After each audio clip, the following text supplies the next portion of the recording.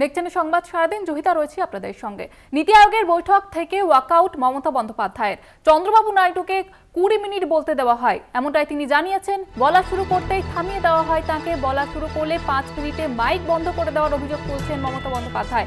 বাজেটে বাংলার জন্য শূন্য বঞ্চনার কথা বলতেই মাইক বন্ধ করে দেওয়া হয়। বঞ্চনা আমি মানি না, তাই আমি চললাম, আর কখনো বৈঠকে যোগ দেব না, এমনটাই তিনি জানিয়ে দিয়েছেন মমতা বন্দ্যোপাধ্যায়। আপনাদের শোনাবো ঠিক কি অভিযোগ করেছেন তিনি।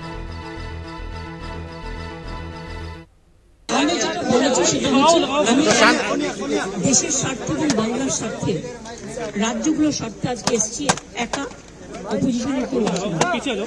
কিন্তু আপনাদের পরিষ্কার ভাবে বলছি, আপনারা বাজেটে আমাদের বঞ্চনা করেছেন। আপনারা বাংলার সমস্ত উন্নয়নের প্রজেক্ট বন্ধ করে দিয়েছেন।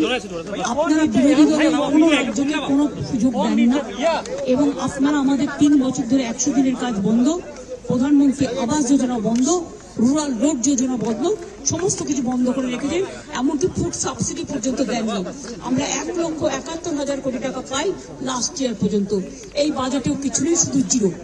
এইটুকু বলার সাথে সাথে আমরা মাইকটা স্টপ করে দিয়েছি। আমি বললাম, why you stop me? I am only attending.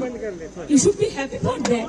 Instead of that, you are giving more scope to your party, your government, and you only need on behalf of opposition, only I am there, and you stop my mic. আপনি আমার mic বন্ধ করে দিচ্ছেন। আপনাদের এই বঞ্চনা আমি মানি না, তাই মনে রাখবেন আমি চললাম। दीदी ये पंगाल का दीदी इंसल्ट है, ये दीदी ये आपका इंसल्ट नहीं है, सब रीजनल पार्टी का इंसल्ट है। আমাদের বিশেষ প্রতিনিধি দেবজ্যোতি ঘোষ রয়েছেন টেলিফোন লাইনে। দেবজ্যোতি, আজকে যে ছবি দেখা গেল, নীতি আয়োগের বৈঠক থেকে ওয়াকআউট করলেন মমতা বন্দ্যোপাধ্যায়, এবং তিনি যেমনটা অভিযোগ করছেন তার কণ্ঠ রোধের চেষ্টা করা হয়েছে। তিনি বলতে শুরু করলে মাইক বন্ধ করে দেওয়ার অভিযোগ তুলছেন তিনি।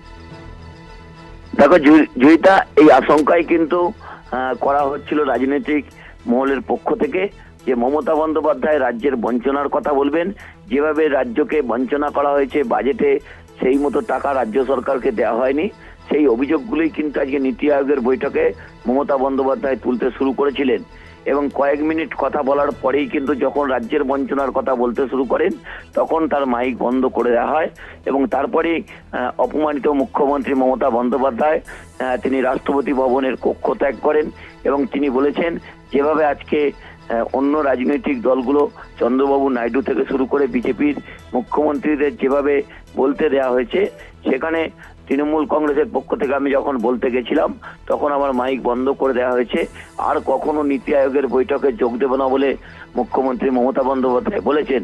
যে রাজ্যের যেভাবে বকেয়া রয়েছে এবং বাজেটেও যেভাবে রাজ্যকে বঞ্চনা করা হয়েছে, তা কখনোই মেনে নেওয়া সম্ভব নয়। এবং সেই প্রতিবাদ আমি করার জন্যই কিন্তু আজকের বৈঠকে যোগ দিয়েছিলাম বলে মুখ্যমন্ত্রী মমতা বন্দ্যোপাধ্যায় বলেছেন।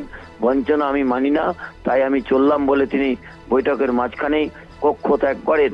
যেখানে অবিজেপি সমস্ত রাজ্যের মুখ্যমন্ত্রীরা, তারা কিন্তু আজকের এই বৈঠককে বয়কট করেছিলেন, কিন্তু রাজ্যের মুখ্যমন্ত্রী মমতা বন্দ্যোপাধ্যায় সেই রেজিস্টার করতে গেছিলেন যে রাজ্যকে কিভাবে বঞ্চনা করা হয়েছে।